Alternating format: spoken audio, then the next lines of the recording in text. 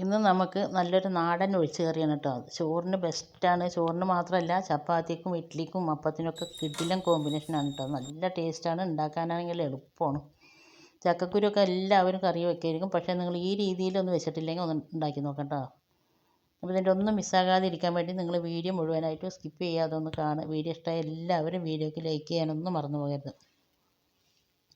അപ്പോൾ ഇതെങ്ങനെ ഉണ്ടാക്കണമെന്ന് കണ്ടു നോക്കിയാലോ. Welcome back to our channel. നമ്മുടെ പുതിയൊരു വീഡിയോയിലേക്ക് എൻ്റെ എല്ലാ കൂട്ടുകാർക്കും സ്വാഗതം. അതിൻ്റെ കുറച്ച് ചക്കക്കുരുവൊക്കെ എടുത്ത് അതിൻ്റെ മേൽഭാഗത്തെ തോല് മാത്രം കളഞ്ഞിട്ട് ബ്രൗൺ കളഞ്ഞിട്ടില്ല കേട്ടോ ഞാൻ. എന്നിട്ട് രണ്ടാക്കിയിട്ട് നടുവ് കീറി വെച്ചിട്ടുണ്ട്. ഞാനിങ്ങനെ കേട്ടോ ചാറിലേക്ക് ഇടുമ്പോൾ മുറിക്കുക. ഇനി അതൊന്ന് നന്നായിട്ട് കഴുകി എടുക്കണം. ഇതേപോലെ വെച്ചിട്ടുണ്ട് പറഞ്ഞാൽ എത്ര കഴിക്കാത്തവരാണെങ്കിലും കഴിക്കും കേട്ടോ. നല്ല ടേസ്റ്റാണ്. നന്നായി കഴുകിയതിന് ശേഷം ഞാനിത് കുക്കറിലാണ് വേവിക്കുന്നത്. ഇപ്പോഴത്തെ ഗ്യാസിൻ്റെ കിട്ടാനൊക്കെ ക്ഷാമമല്ലേ, അത് ചട്ടിയിൽ വേവിക്കണം ഉത്തമം. പക്ഷേ ഞാനത് ഗ്യാസിലാണ് കേട്ടോ, അല്ല കുക്കറിലാണ് ഇടുന്നത്. ചക്കക്കുരു ഇട്ടതിന് ശേഷം ഞാനതിലേക്ക് ഒരു 5-6 വെളുത്തുള്ളി ഇട്ടിട്ടുണ്ട്. വെളുത്തുള്ളി എന്തായാലും മസ്റ്റായിട്ട് ഇടുക. പിന്നെ ഒരു മീഡിയം സൈസ് വലിയ ഉള്ളി ഇട്ടിട്ടുണ്ട്. ഞങ്ങൾ വെക്കുന്ന രീതിയാണ് ഇപ്പോൾ ഞാനിവിടെ കാണിക്കുന്നത് കേട്ടോ. എൻ്റെ അമ്മയും വല്യമ്മയൊക്കെ ഇങ്ങനെയാണ് വെക്കുക. അത് അടുപ്പത്ത് മൺചട്ടിയിലാണ് വെക്കുക. പിന്നെ അതിലേക്ക് കുറച്ച് മഞ്ഞൾപ്പൊടി ഇട്ടിട്ടുണ്ട്. 1 ടീസ്പൂൺ മുളക് പൊടി ഇട്ടിട്ടുണ്ട്. ഒരുപാട് എരിവില്ലാത്ത മുളക് പൊടിയാണ്, അതുകൊണ്ട് ഞാൻ 1 ടീസ്പൂൺ ഇട്ടിട്ടുണ്ട്. പിന്നെ ഒരു പഴുത്ത തക്കാളി ഇട്ടിട്ടുണ്ട്. പഴുത്ത തക്കാളി ഇടുക കേട്ടോ, പുളിയില്ലാത്ത തക്കാളി ഇടുക. അതിന് ശേഷം ഞാൻ അതിലേക്ക് വേകാൻ ആവശ്യമായിട്ടുള്ള വെള്ളം ഒഴിച്ച് കൊടുത്തിട്ടുണ്ട്. ഇതിലേക്ക് ഞാനിപ്പോൾ ഉപ്പ് ഇടുന്നില്ല കേട്ടോ. ഉപ്പിട്ടാൽ ചിലപ്പോൾ ചക്കക്കുരു വേകാൻ കുറച്ച് ബുദ്ധിമുട്ടാകും. അപ്പോൾ അതുകൊണ്ട് ഞാൻ ഉപ്പ് ഇടുന്നില്ല. ഉപ്പ് വെന്ത് കഴിഞ്ഞതിന് ശേഷം ഞാൻ ഇടണുള്ളൂ. ഇതെല്ലാം പാടെ ഇട്ട് നന്നായി കലക്കിയതിന് ശേഷം ഞാൻ കുക്കർ അടച്ച് വെച്ചിട്ട് മീഡിയം ഫ്ലെയിമിൽ 2 വിസിലടിപ്പിക്കുന്നുണ്ട്. 2 വിസിലടിച്ചതിന് ശേഷം ഫ്ലെയിം ഓഫാക്കുക. ഫ്ലെയിം ഓഫാക്കിയതിന് ശേഷം നമ്മൾ അതിൻ്റെ പ്രഷർ മുഴുവനും പോയതിന് ശേഷം മാത്രം തുറന്നാൽ മതി. ഇപ്പോൾ അതവിടെ കുക്കർ അവിടെ ഇരിക്കട്ടെ. അത് വിസിലൊക്കെ പോകണ സമയം കൊണ്ട് നമുക്കിതിലേക്ക് ഒരു മാങ്ങ, ഇത് നല്ല പുളിയുള്ള മാങ്ങയാണ് കേട്ടോ. ഒരു മാങ്ങ എടുത്ത് ഞാൻ അതിൻ്റെ തോലൊന്നും കളയണില്ല. നന്നായി കഴുകിയതിന് ശേഷം ഞാൻ മുറിച്ചെടുത്തിട്ടുണ്ട്. കളറ് കണ്ടിട്ട് ഇത് പഴുത്തതാണ് വിചാരിക്കേണ്ട, പഴുത്തല്ല കേട്ടോ. നല്ല പുളിയുള്ള മാങ്ങയാണ്. അതുകൊണ്ടാണ് ഞാൻ പഴുത്ത തക്കാളി, പുളിയില്ലാത്ത തക്കാളി ഇട്ടാൽ മതി പറഞ്ഞത്. ഇവിടെ തക്കാളി ഇടണം കേട്ടോ ചാറിൽ, അപ്പോഴാണ് എല്ലാവർക്കും ഇഷ്ടം. എന്ത് ചാറ് വെക്കണമെങ്കിലും തക്കാളി വേണം. അപ്പോൾ അതാ കുക്കറിൻ്റെ ഒരു 2 വിസിൽ വന്ന് അതിൻ്റെ പ്രഷർ മുഴുവനും പോയതിന് ശേഷം ഞാൻ തുറന്നിട്ട് ഇനി നമ്മൾ കറി വെക്കേണ്ടത് മൺചട്ടിയിലാണ്. ചക്കക്കുരു വേവിച്ചത് ഞാൻ മൺചട്ടിയിലേക്ക് ഒഴിച്ചിട്ടുണ്ട്. അതിന് ശേഷം നമ്മൾ മുറിച്ച് വെച്ച മാങ്ങയും ഞാൻ ഇട്ടിട്ടുണ്ട്. പിന്നെ കറിക്ക് ആവശ്യമായിട്ടുള്ള ഉപ്പും ഞാൻ ഇട്ടിട്ടുണ്ട്. ഈ സമയത്താണ് ഞാൻ ഉപ്പ് ഇടുന്നത്. ഉപ്പ് ഇട്ടതിന് ശേഷം ഇനി ഇത് നന്നായിട്ടൊന്ന് ഇളക്കിയിട്ട് ഇനി ഒന്ന് അടച്ച് വയ്ക്കുക, വേകട്ടെ. ഈ സമയം നിങ്ങൾക്ക് എൻ്റെ വീഡിയോ കണ്ടിട്ട് ഇഷ്ടമാകുകയെന്നുണ്ടെങ്കിൽ സബ്സ്ക്രൈബ് ചെയ്യാതെ കണ്ട പുതിയ കൂട്ടുകാരുണ്ടെങ്കിൽ ഒന്ന് സബ്സ്ക്രൈബ് ചെയ്ത് സപ്പോർട്ട് ചെയ്യുക. അതവിടെ തിളച്ച് വേകണ സമയം കൂടി. ഇനിയിപ്പോൾ അതിൽ വേകാനൊന്നുമില്ല, മാങ്ങ ഒന്ന് ചൂട് കൊള്ളുമ്പോഴേക്കും വേകണ മാങ്ങയാണ്. അതിലേക്ക് ഞാൻ കുറച്ച് തേങ്ങ എടുത്തിട്ടുണ്ട്, ചെറിയ ജീരകം എടുത്തിട്ടുണ്ട്. ചെറിയ ജീരകം വെളുത്തുള്ളി മസ്റ്റായിട്ട് ഇടണം. ചക്കക്കുരു ഗ്യാസിൻ്റെ പ്രശ്നം ഉണ്ടാവും, അപ്പോൾ അങ്ങനെയുള്ളവർക്കൊക്കെ ഇത് നല്ലതാണ് കേട്ടോ. ചെറിയ ഉള്ളി, ചെറിയ ജീരകവും കുറച്ച് തേങ്ങയും പാടെ നല്ല മഷി പോലെ അരച്ചെടുത്തിട്ടുണ്ട്. മിക്സിയിലാണെങ്കിലും അമ്മിയിലാണെങ്കിലും അരച്ചെടുക്കുക. അപ്പോഴേക്കും നമ്മുടെ ചാറ് നന്നായിട്ട് തിളച്ചിട്ടുണ്ട്. ചക്കക്കുരുവൊക്കെ നന്നായിട്ട് വെന്തിട്ടുണ്ട് കേട്ടോ. മാങ്ങയും വെന്തിട്ടുണ്ട്. മാങ്ങ വെന്ത് ഉടയൊന്നുമില്ല, പക്ഷേ നല്ല വെന്തിട്ടുണ്ട്. ഞാൻ എനിക്ക് ചാറിലിട്ട മാങ്ങയുടെ തോല് കഴിക്കാൻ നല്ല ഇഷ്ടമാണ് കേട്ടോ.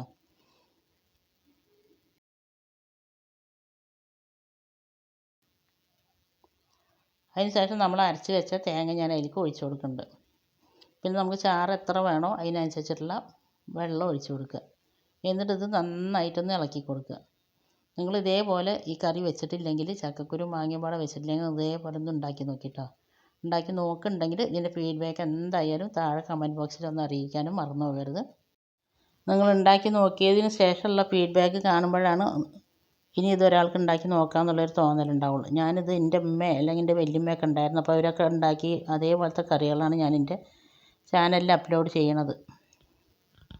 അപ്പോൾ അതാ മൂടി വെച്ചതിന് ശേഷം നന്നായിട്ട് ഇത് തിള വരുന്നുണ്ട് കേട്ടോ. ഒരുപാട് തിളച്ച് കുത്തി മറിഞ്ഞ് തിളക്കരുത്. നന്നായി തിള വരുന്ന സമയത്ത് നമ്മളിത് ഇളക്കി കൊടുക്കുക.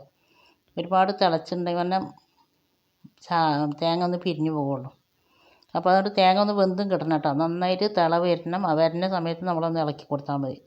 അപ്പോൾ അതിന് ശേഷം ഞാനിത് ഫ്ലെയിം ഓഫാക്കിയിട്ടുണ്ട്. ഇനി ആ ചൂടത്ത് ഇരുന്നിട്ട് തന്നെ തേങ്ങ ഒന്ന് വെന്തോളും. ഇനി ഇതിൻ്റെ താളിപ്പാണ് കേട്ടോ. കുറച്ച് വെളിച്ചെണ്ണ തന്നെ ഒഴിക്കുക. വെളിച്ചെണ്ണയിലാണ് താളിക്കുമ്പോഴാണ് നല്ല ടേസ്റ്റ്. നാടൻ കറിയല്ലേ. അതിന് ശേഷം 1 ടീസ്പൂൺ കടുക് ഇട്ടിട്ടുണ്ട് ഞാൻ. കടുക് നന്നായിട്ട് പൊട്ടി വരുന്ന സമയത്ത് ഒരു 1/4 ടീസ്പൂൺ ഉലുവ ഇട്ടിട്ടുണ്ട്. ഉലുവ എന്തായാലും ഇടുക. ഉലുവയും ചെറിയ ജീരകവും വെളുത്തുള്ളി മസ്റ്റായിട്ട് ചക്കക്കുരു കറി വെക്കുമ്പോൾ ഇടുക കേട്ടോ. പിന്നെ നമ്മളൊരു മാങ്ങ ഇട്ടിട്ടുണ്ടല്ലോ. മാങ്ങ ഇട്ട കറിയിൽ ഉലുവ ഇട്ട് തൂമിക്കുമ്പോൾ നല്ല ടേസ്റ്റാണ്. നല്ലൊരു മണമായിരിക്കും. ഉലുവയും പൊട്ടി വന്നതിന് ശേഷം കുറച്ച് ചെറിയ ഉള്ളി ഇട്ട് നന്നായിട്ട് അതൊന്ന് മൂത്ത് വരുന്ന സമയത്ത് അതിലേക്ക് മുളക് ഇടുക. പിന്നെ അതിലേക്ക് കുറച്ച് കറിവേപ്പില ഇട്ടിട്ടുണ്ട്. ഉള്ളി ഒന്ന് ഗോൾഡൻ കളറായാൽ മതി, ബ്രൗൺ കളറാകരുത് കേട്ടോ. നല്ലൊരു മണം വരും. ആ മണം വരുന്ന സമയത്ത് നമ്മൾ ഇതിലേക്ക് കുറച്ച് ഞാനൊരു മുളക് പൊടി ഇടുന്നുണ്ട്. എൻ്റെ കയ്യിലാണ് പോകുന്നത് കേട്ടോ. അപ്പോൾ അത് ചട്ടി അടച്ച് വെച്ചിരിക്കുകയായിരുന്നു. അപ്പോൾ അതുകൊണ്ട് തുറന്ന് വെച്ചതാണ് പെട്ടെന്ന് ഒഴിക്കാനുള്ളൊരു സൗകര്യത്തിന്. മുളക് പൊടി ഇട്ടിട്ട് ഫ്ലെയിം ഓഫാക്കിയിട്ടാണ് മുളക് പൊടി ഇടുക.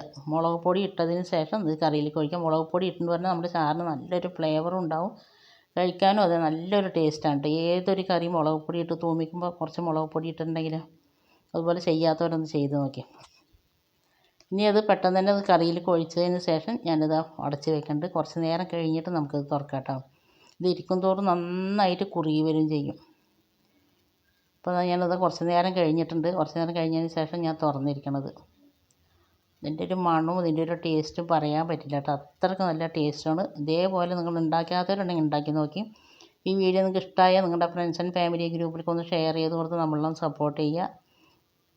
സബ്സ്ക്രൈബ് ചെയ്യാതെ കാണുന്ന പുതിയ കൂട്ടുകാരുടെ ഒന്ന് സബ്സ്ക്രൈബും കൂടി ചെയ്ത് സപ്പോർട്ട് ചെയ്യുക. വീഡിയോ കണ്ട് ഇഷ്ടമായി എല്ലാവരും ലൈക്ക് ചെയ്യാനൊന്നും മറന്നു പോയത്. അപ്പം ഇനി അടുത്ത നല്ലൊരു വീഡിയോ ആയിട്ട് വരുന്നവരെ അസ്സലാമു അലൈക്കും ബൈ. നമ്മൾ ഒരുപാട് വീഡിയോസ് നമ്മുടെ ചാനലിൽ അപ്ലോഡ് ചെയ്തിട്ടുണ്ട് കേട്ടോ. കാണാൻ താല്പര്യമുള്ളവരൊക്കെ ഒന്ന് കണ്ട് സപ്പോർട്ട് ചെയ്യുക. അപ്പോൾ ഓക്കെ, താങ്ക് യു, ബൈ.